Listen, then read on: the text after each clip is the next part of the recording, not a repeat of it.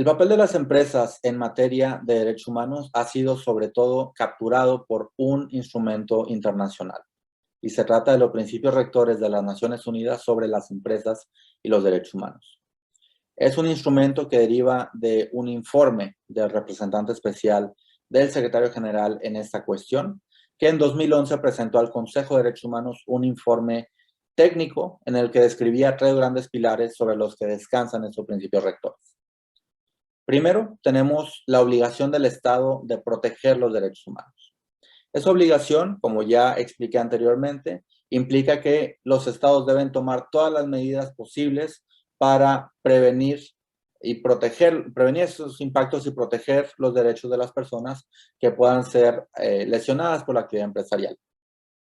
Y este primer pilar involucra diferentes elementos que básicamente señalan dónde hay brechas en la acción del Estado con el cumplimiento de sus obligaciones internacionales que favorecen que una empresa pueda tal vez involucrarse en situaciones que generan impactos adversos a los derechos.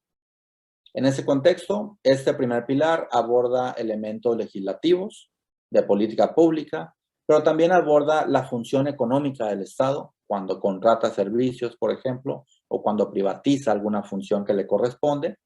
y también aborda la coherencia de las políticas públicas, coherencia que se refiere a un nivel horizontal, es decir, que las diferentes áreas del gobierno conozcan cuáles son sus atribuciones y obligaciones en materia de derechos humanos, y también a nivel vertical, es decir, en la postura de los estados en espacios de negociación multilateral. Esos elementos son un diagnóstico de lo que el Estado debe hacer para cumplir con sus propias obligaciones. El segundo pilar de los principios rectores aborda la responsabilidad de las empresas de respetar los derechos humanos. Y para eso propone tres grandes medidas. La primera es la adopción de un código empresarial o de una postura o declaración empresarial de compromiso con los derechos humanos, que es obviamente un elemento, una herramienta muy importante para asegurar que la función de la empresa esté orientada en ese sentido. Además de esto, incluye un proceso de debida diligencia como algo que las empresas que quieran trabajar en esta cuestión deben llevar a cabo para identificar y evaluar los impactos reales y potenciales que puedan generar sus operaciones y sus relaciones comerciales, poner en práctica ese tipo de medidas y además comunicarse con las distintas partes interesadas. Y finalmente, un tercer elemento que es el tema de la reparación, en el que las empresas deben participar de forma genuina, de forma comprometida. El tercer pilar de los principios rectores aborda el acceso de las personas afectadas a los mecanismos de reparación.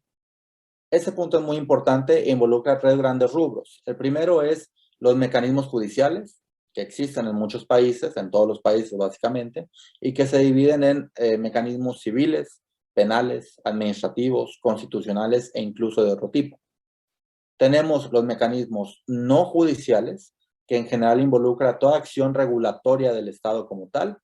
pero también el papel que desempeñan las instituciones nacionales de derechos humanos y en el caso de que existan los puntos de contacto nacional de la OCDE, la Organización para la Cooperación y el Desarrollo Económicos. El último punto son los mecanismos operativos de reclamación, que son los que una empresa, por ejemplo, puede desarrollar para tratar de evitar que un conflicto derivado de una potencial afectación a derechos humanos escale.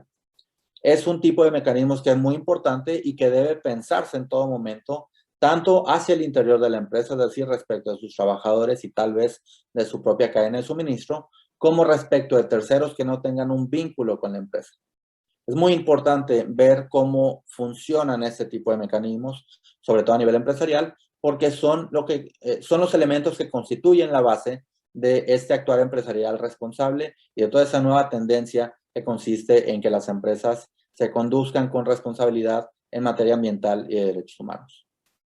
Veremos en los siguientes módulos cómo estos elementos se desarrollan con mayor detalle, tanto la debida diligencia como algunos otros elementos que tienen una vinculación muy estrecha con este funcionamiento empresarial desde la lógica de los derechos humanos.